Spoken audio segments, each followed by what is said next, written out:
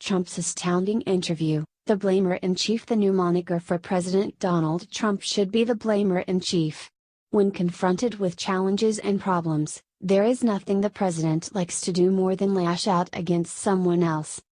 In his interview with the New York Times, President Trump seemed like a leader who is fed up with his job. He said he would never have appointed Attorney General Jeff Sessions, one of his longest and most loyal supporters in politics, had he known Sessions would recuse himself concerning the Russia investigation.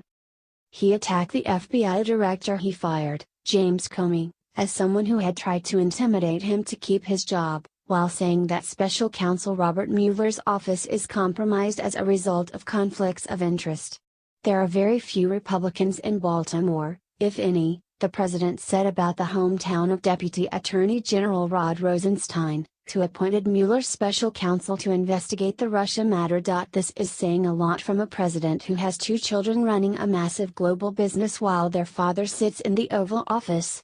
This interview came shortly after President Trump threatened Republican Senator Dean Heller's career if he did not vote for a bill that the Congressional Budget Office estimates would leave 32 million Americans without health insurance.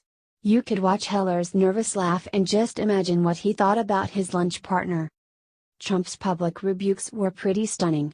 The president says the kinds of things about his own cabinet in public that other presidents would reserve for behind the scenes.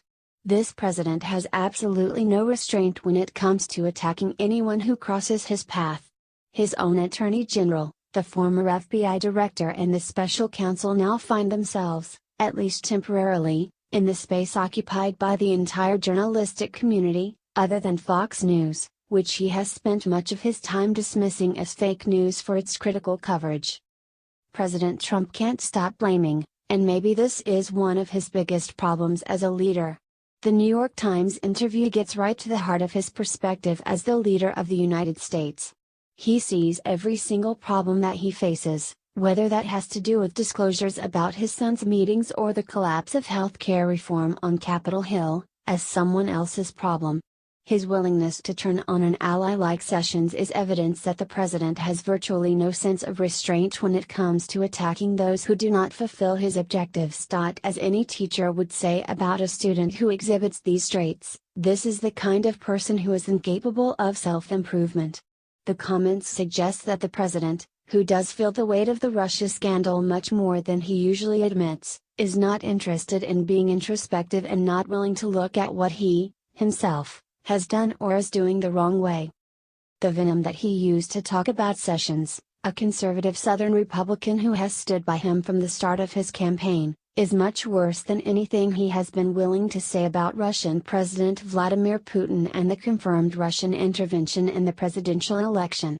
That's probably because, at least in his mind, Putin has not yet let him down. Our great presidents are aware of their own limitations and are capable of learning from their mistakes. This is an essential quality of effective leadership, otherwise the person in power is unable to grow and incapable of bouncing back from moments of political peril. The problem for President Trump is that it becomes clearer and clearer that many of the problems he faces are of his own making.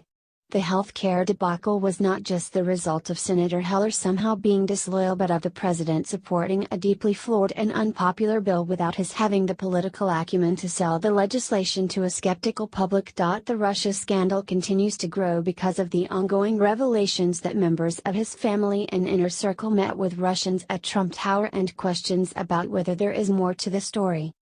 His refusal to be firm and resolute about what Russia did wrong in meddling in the election aggravates the suspicions of a public that doesn't seem to understand why he feels so determined to be chummy with the Russian leader. His falling public approval ratings are a product of his behavior and nothing more. The polls register that much of the public doesn't like how he is conducting himself in office. The interview with the New York Times was incredibly revealing, not because of the specific words that Trump used but because of his entire outlook about why his time in office has been a struggle and seems to be trending the wrong way. Rather than keeping his eye on the television screens, the president might think about looking in the mirror to get a better sense of what's going wrong and consider what steps he would need to take to change the direction of his presidency.